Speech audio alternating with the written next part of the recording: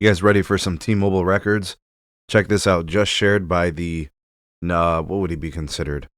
The chief technical officer? I forget his position at the company. John Saw, formerly of Sprint fame. He is touting T-Mobile's greatest achievement to date, which is a huge networking capacity achievement.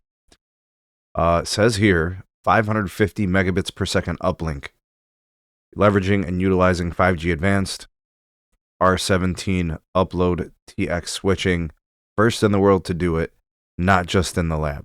All right, so they're going to be pushing the narrative of uplink is the next frontier in 5G connectivity. So basically what we have here, 550 megabits per second. Pretty impressive stuff, no doubt. But this has already been done in like real devices with millimeter wave. With like the Samsung Galaxy phones, hell, the iPhones might be able to do it. I'm not really sure what's new about this connection. Let's take a look at the technicals and see if we can kind of figure it out here to see what the uniqueness is of it. All right, so according to the connections, at least disclosed by T-Mobile in this case, 100 megahertz of TDD spectrum, which is N41, so they got a 100 megahertz channel, 35 megahertz of FDD N25. Okay, so you guys know N25. That's one of their, like, that's like their newer band. They transitioned that from LTE to 5G, recently, like within the last year or two. So the 1.9 gigahertz. And that's how they achieved the 550 megabits per second on the uplink. It says here that the testing was done using a MediaTek smartphone flagship test device with an integrated M90 modem. Now, I don't know MediaTek as well as I'm familiar with, Qualcomm Snapdragon stuff. But something tells me that they couldn't do this with the Qualcomm just on the technicals, on the hardware limitations. So this might be unique in that way. But yeah, it's uplink TX switching.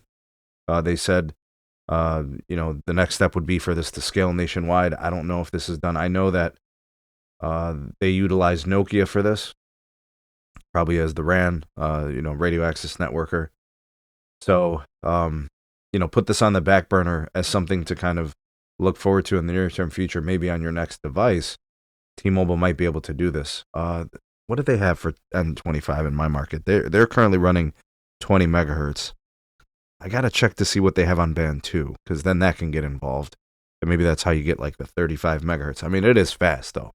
That is very, very nice uplink for some mid-band, right? The only way you're getting really fast than that today on a commercial network is going to be Verizon millimeter wave. I don't know if AT&T is able to accomplish this or do this, but this is going to be important, guys, because, they're trying to sell home internet, and uplink is by far the hardest thing to accomplish on a network. So I'm totally with this. I'm glad, they're exploring both sides of the network, downlink and uplink. Everybody always talks about downlink and stuff, no doubt, but uplink is crucial too. And, people are live streaming more than ever, and people are having video calls more than ever. And, there's just reasons to need to upload content, so I'm totally with this. This is amazing performance, in my opinion. Very cool to see who they did it with, too, in collaboration. Nokia and MediaTek, right? Pretty cool stuff. Anyways, let me know what you guys think of this and some of those technicals. And man, this is exciting. Really, really looking forward to this becoming national scale, fully deployed, and, accessible for all of us.